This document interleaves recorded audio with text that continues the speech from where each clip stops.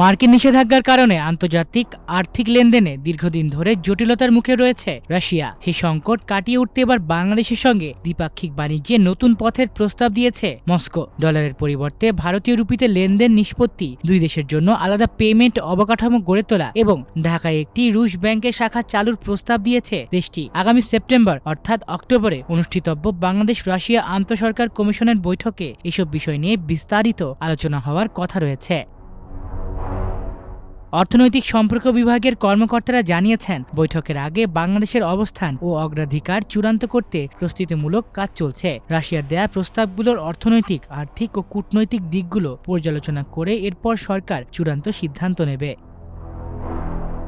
2022 সালের Russia Ukraine যুদ্ধ শুরু হওয়ার পর যুক্তরাষ্ট্র ও পশ্চিমা দেশগুলোর নিষেধাজ্ঞার ফলে রুশ ব্যাংকগুলোর আন্তর্জাতিক লেনদেন মারাত্মকভাবে বাধাগ্রস্ত হয়। এর প্রভাব পড়ে বাংলাদেশ রাশিয়া অর্থনৈতিক সম্পর্কেও, বিশেষ করে রাশিয়ার অর্থায়নে নির্মাণাধীন রূপপুর পারমাণবিক বিদ্যুৎ কেন্দ্রের ঋণের কিস্তি পরিশোধের জটিলতা তৈরি হয়। বাংলাদেশ অর্থ পরিশোধের জন্য প্রস্তুত থাকলেও নিষেধাজ্ঞার কারণে সেই অর্থ রাশিয়ার ব্যাংকে পাঠানো সম্ভব হচ্ছে না। বর্তমানে অন্তর্বর্তী ব্যবস্থা হিসেবে সোনালী ব্যাংকে রাশিয়ার নামে খোলা একটি বিশেষ হিসেবে কিস্তির অর্থ জমা রাখা হচ্ছে, কিন্তু ওই অর্থ এখনো রাশিয়ার ব্যাংকে স্থানান্তর করা সম্ভব হয়নি। এর আগে চীনা মুদ্রা ইউয়ানে অর্থ পরিশোধের একটি প্রস্তাবও এসেছিল, তবে সম্ভাব্য নিষেধাজ্ঞার ঝুঁকি বিবেচনায় সংশ্লিষ্ট ব্যাংকগুলো সে প্রক্রিয়ায় এগোয়নি। এই পরিস্থিতিতেই রাশিয়া ভারতীয় রুপিতে লেনদেনের নতুন প্রস্তাব দিয়েছে, কারণ বর্তমানে ভারত ও রাশিয়ার মধ্যে দ্বিপাক্ষিক বাণিজ্যের একটি অংশ ভারতীয় রুপিতেই সম্পন্ন হচ্ছে। বাংলাদেশও ভারতের সঙ্গে ডলারের পাশাপাশি রুপিতে বাণিজ্য পরিচালনা করছে। সেই অভিজ্ঞতাকে কাজে লাগিয়ে বাংলাদেশের সঙ্গেও একই ধরনের ব্যবস্থা চালু করতে চায় মস্কো। শুধু মুদ্রা লেনদেন নয়, দুই দেশের মধ্যে আর্থিক কার্যক্রম আরো সহজ করতে বাংলাদেশে একটি রুশ ব্যাংকের শাখা চালুর প্রস্তাবও আবার সামনে এনেছে রাশিয়া। আওয়ামী লীগ সরকারের সময়ও একই ধরনের প্রস্তাব দেওয়া হয়েছিল, তবে বাংলাদেশ ব্যাংক ও পররাষ্ট্র মন্ত্রণালয়ের পর্যায়ে বিষয়টি আর এগোয়নি। এবার নতুন করে সেই উদ্যোগ পুনরায় আলোচনায় এসেছে।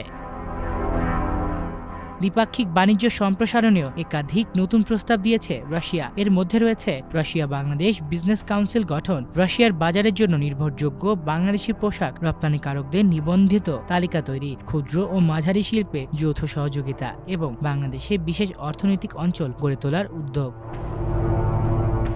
যুদ্ধ শুরুর আগে রাশিয়ায় বাংলাদেশের বার্ষিক রপ্তানি ছিল 50 কোটি ডলারেরও বেশি, কিন্তু যুদ্ধ ও নিষেধাজ্ঞার প্রভাবে সে রপ্তানি উল্লেখযোগ্যভাবে কমে গেছে। সর্বশেষ তথ্য অনুযায়ী চলতি অর্থবছরে জুলাই থেকে মে পর্যন্ত বাংলাদেশ রাশিয়ায় প্রায় 24 কোটি 50 লাখ ডলারের পণ্য রপ্তানি করেছে। অন্যদিকে রাশিয়া থেকে বাংলাদেশ এখনও নিয়মিত গম, সার এবং বিভিন্ন শিল্প কাঁচামাল আমদানি করছে।